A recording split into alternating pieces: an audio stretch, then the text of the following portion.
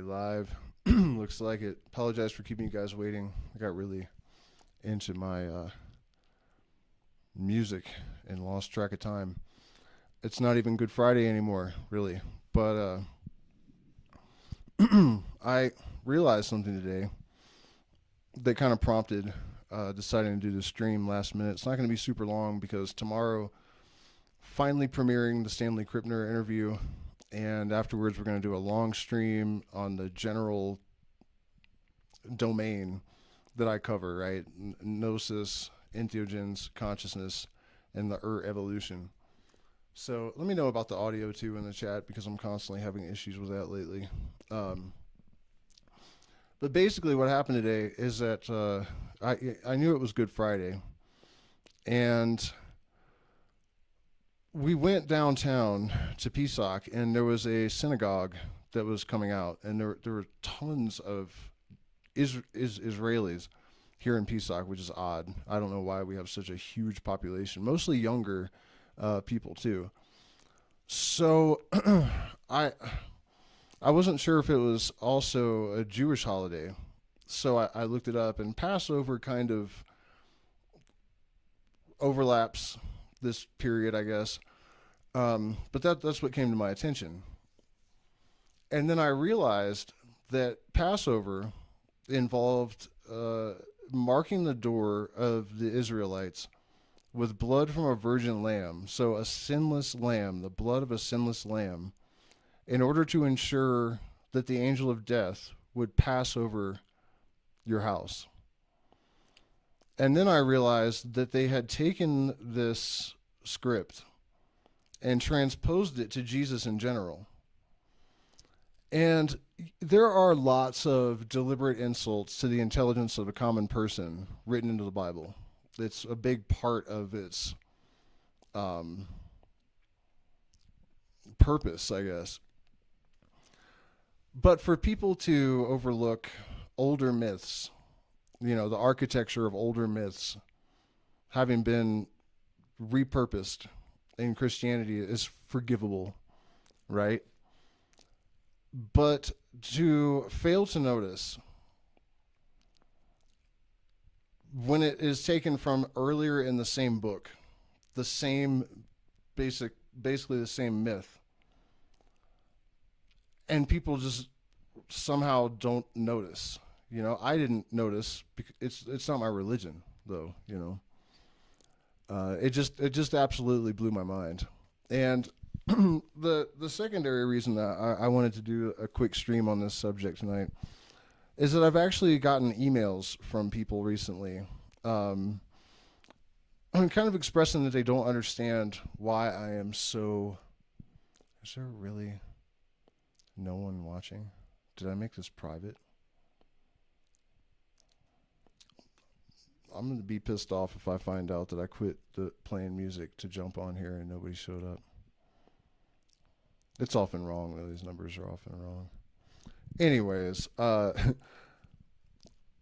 because obviously the teachings of Jesus Christ specifically, I support them in general, you know. The teaching that you should love your neighbor as you love yourself is really the only spiritual teaching that anyone needs. On the other hand, it's generic. There's nothing remarkable or novel about this idea.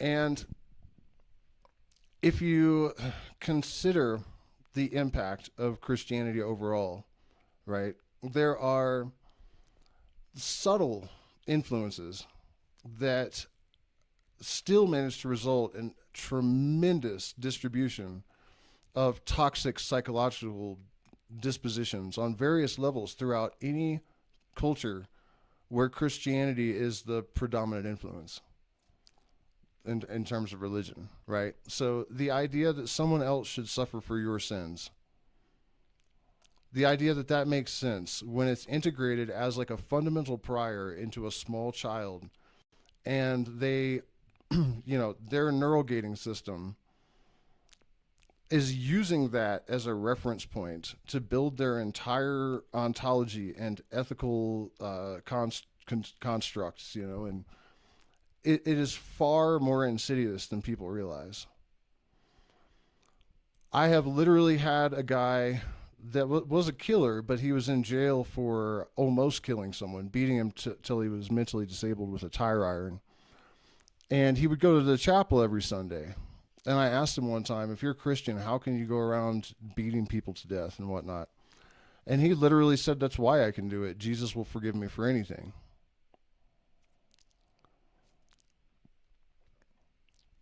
And there are a tremendous number of other examples. The ludicrous stories in the Old Testament.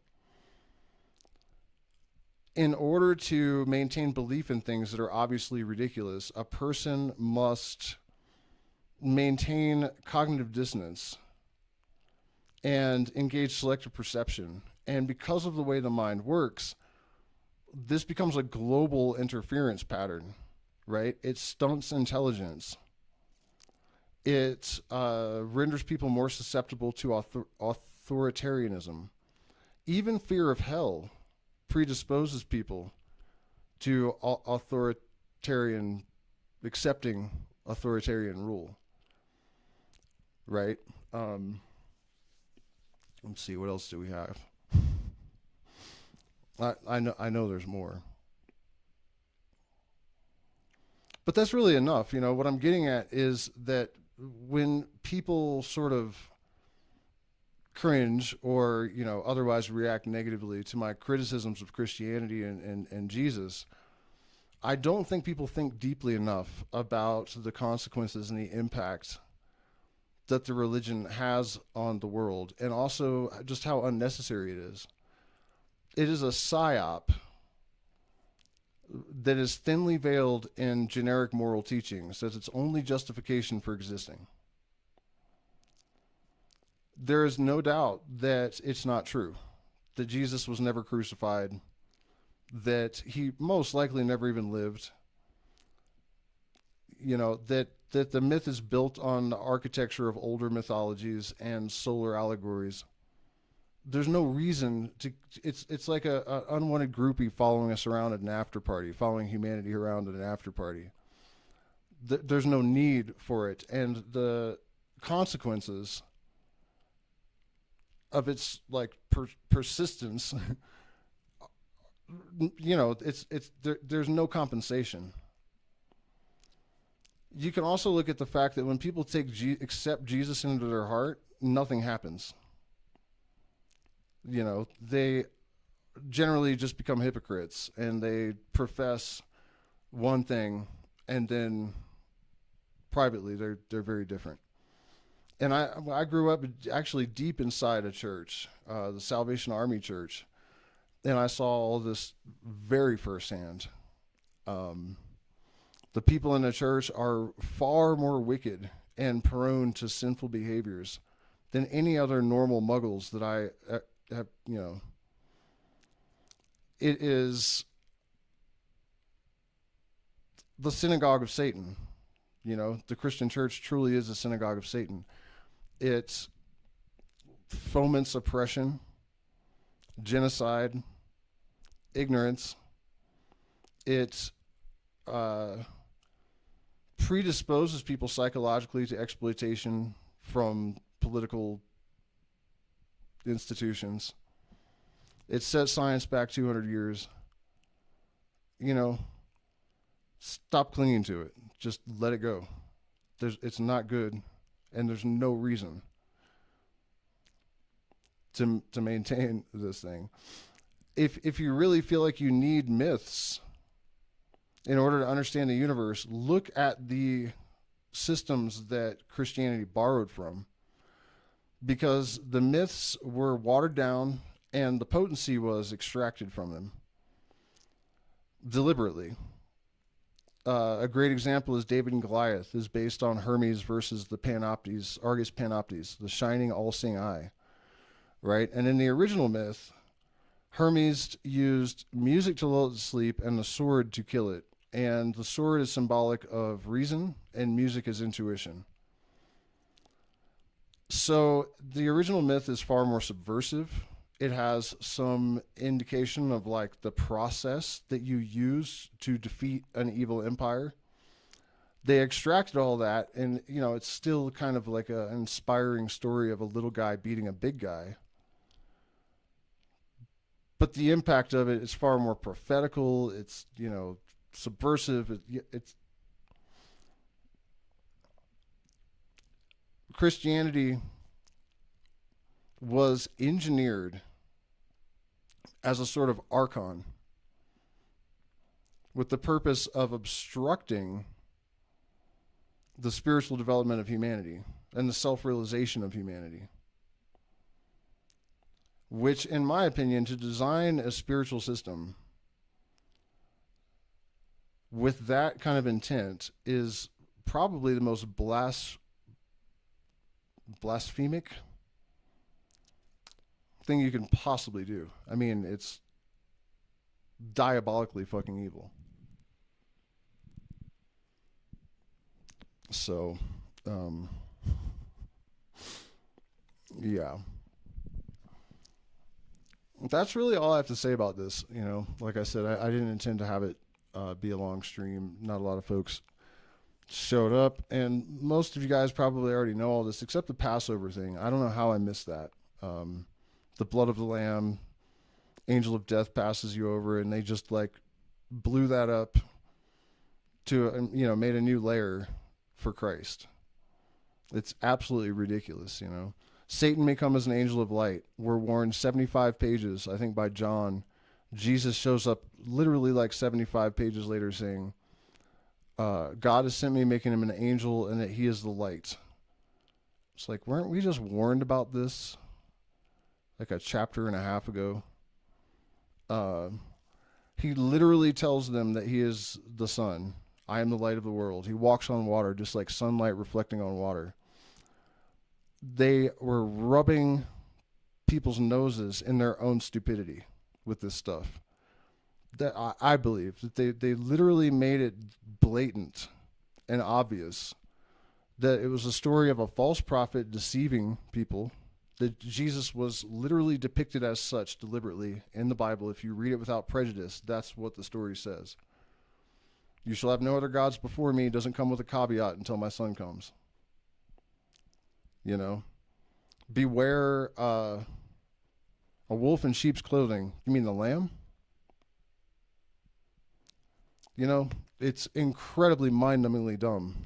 And there is one other aspect to this that should be pointed out.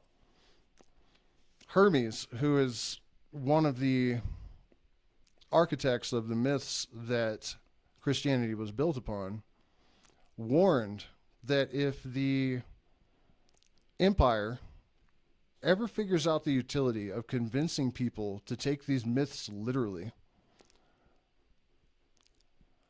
humanity will be doomed. And he goes on to describe in Asclepius, the Lament of Thoth, a time when institutions of earthly knowledge will eclipse the divine sciences. People will forget how to read the true scripture that is written large upon the land in a book of allegory.